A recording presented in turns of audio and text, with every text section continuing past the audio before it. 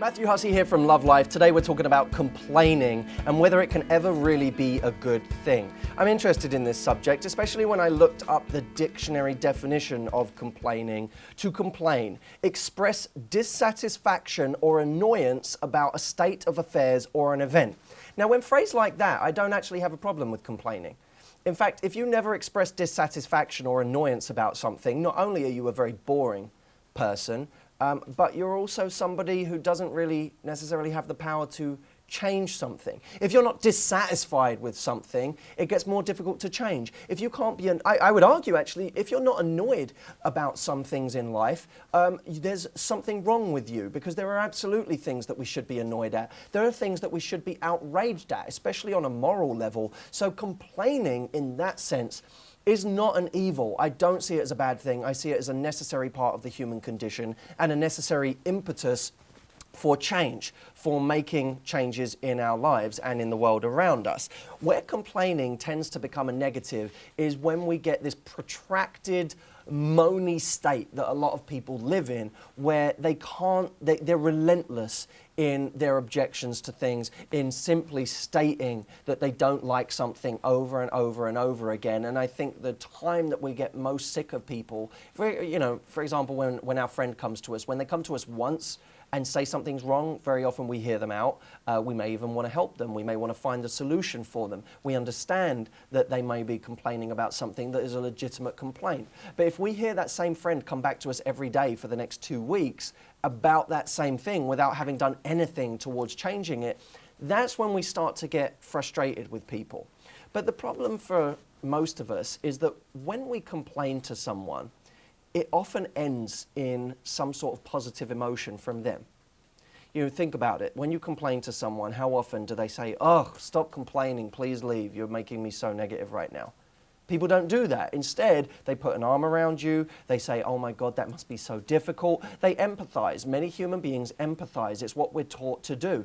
And in empathizing, they provide you with some form of validation, some form of significance for having the problem in the first place.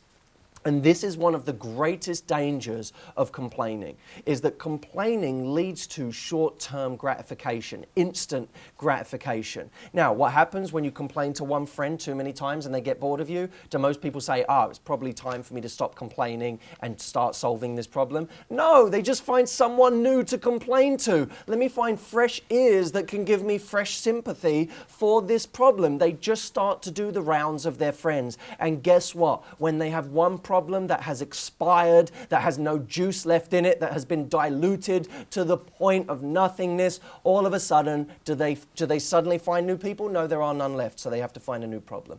So they create a new problem which they can get fresh sympathy for, open up that fresh can of sympathy, and start all over again. This is the problem with complaining, is that most people would rather settle for sympathy than go for glory. Because the truth is, going after what you want, solving a problem, let's say, is the harder path in the short term. Actually solving the problem is the harder path. And I should say this, solving the problem is usually quite thankless. When you're off trying to solve something, very often it's a lonely task. You're trying to make something happen, you're butting your head against a wall, and no one is noticing. And not only that, but if you come to people in an empowered state where they say, "What's wrong?" and you say, "Nothing, I got this issue that I got to fix, but I'm on it, I'm fixing it, I'm there." People don't give you love for that. Most of the time people are like, "Oh, cool, all right, sounds great." But if you said, "Oh my God, I have this big problem, I have to do this, and I have to do this, and I have to do this, and I don't know how I'm going to get it all done today," they go, "Oh my God, you're overstressing yourself. You really need to relax. You really need to take some time. And, you do so much." And it's all this instant gratification compared to when you actually try and do something and try and solve something and you have the thankless task of doing that. And I would argue that if you want to break the spell of complaining, change where you get your significance from. Do you get your significance from how many problems you have or the size of your problems, or do you get your significance from your ability to be creative in solving them? One piece of advice, if you decide to take your significance from the latter, you have to get good at giving yourself the validation, because far fewer people will give you the validation for going out and solving problems than they will for having problems in the first place.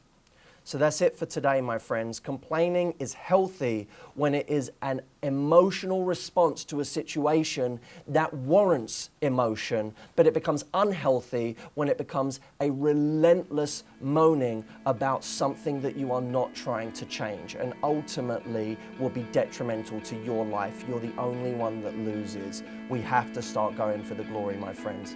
Take care, go out there, solve some problems, and enjoy yourselves in the process.